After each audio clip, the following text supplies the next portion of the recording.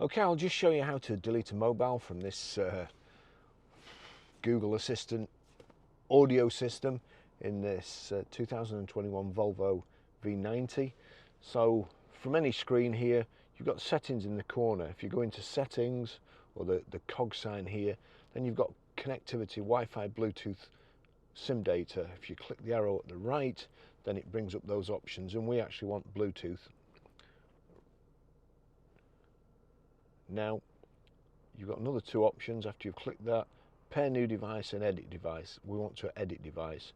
Click edit device, and there you see Barry's iPhone 13 Pro and the bin. Click the bin, forget device, forget. No paired devices, that's it done.